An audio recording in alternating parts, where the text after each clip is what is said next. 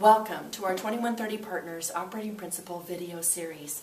I'm Suzanne Mayo-Frent, Principal of 2130 Partners, a leadership development and education firm, and also co-author of our book, Accelerate, High Leverage Leadership for Today's World.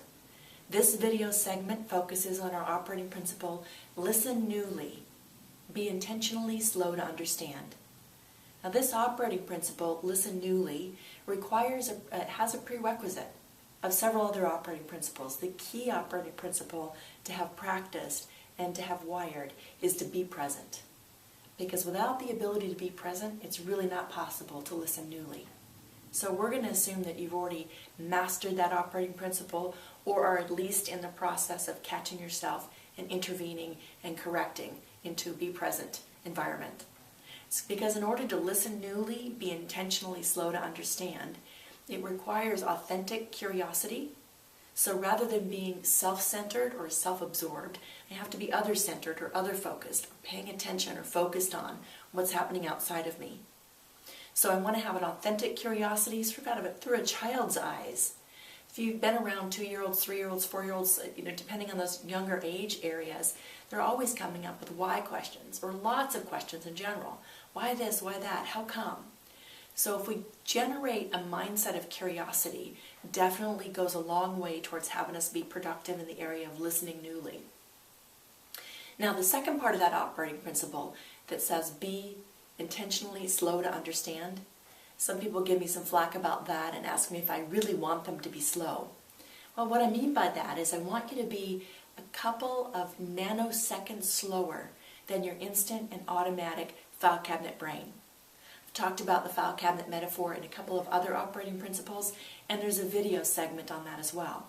But basically, if I use the metaphor of a file cabinet my brain works like a file cabinet, that I'm storing everything that I've known, the content, my experiences, all my lifelong history is actually filed in my brain, in my file cabinet brain.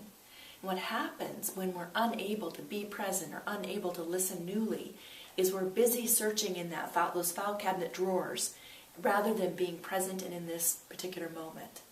And when our failure to listen newly is because we've taken something out of those file drawers and we're mapping it over as our filter, keeping us from seeing what's actually happening in front of us. So the listen newly requires us to be present, to have removed our file cabinet filters, and to be able to let new things in. See, really, I think that in order for us to be learners or to continue learning things, we have to let new things into our file cabinet. It's really impossible to let new things in our file cabinet if we've got chains and padlocks and it's all locked up. We already know, that kind of arrogance, I already know, been there, done that. I've got the answer to that. So we've got to break the chains, break the padlocks on that file cabinet, open it up, leave some room in the drawers so new information can come in. New information, new data, new experiences comes from opening our file cabinet, listening newly, and being intentionally slow to understand. Now it's a valuable operating principle for me to be more productive in a given situation, a conversation, in a relationship, in a problem-solving setting, in a brainstorming setting, in a opportunity that I'm presented with. Any of those kinds of interactions, having me be able to listen newly and be intentionally slow to understand has me be a much more productive participant.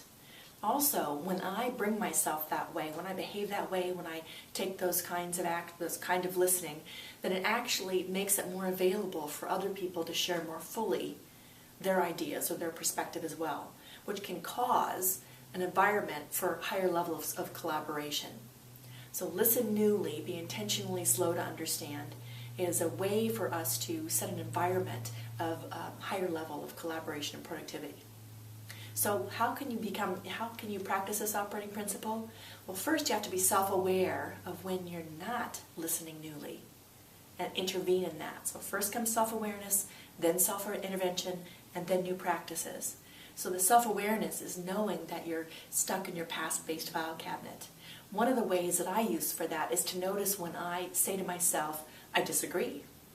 It may not have yet come out of my mouth, but when I first start thinking, I disagree, I know that I've gone into my file cabinet, pulled out my own set of data or experiences, compared it to what the person is saying, and noticed that there's not a match. And when there's not a match, then what I say to myself is, I disagree, which kind of shuts down my thinking, and I can't wait for them to stop speaking so I can tell them how they're wrong. Or, in some politically correct way, show them the light. And so when I notice when my internal voice says, I disagree, that's a time for me to self-intervene, say, thank you for sharing. What is this person actually saying? What are their experiences that led them to this, idea or these conclusions or this perspective? And when I actually say my words out loud in that conversation, I'm more likely to ask questions from curiosity rather than trying to convince and convert them over to my file cabinet perspective. Some of the ways I might speak or new actions I might take beyond shifting my internal voice is I could actually say, gosh, that is so different from my own perspective. Could you share with me how you came to your way of thinking, or what experiences have you had that led you down that path of your conclusions? Help me understand. I'm not with you on that page. So there's many ways that we can get understanding.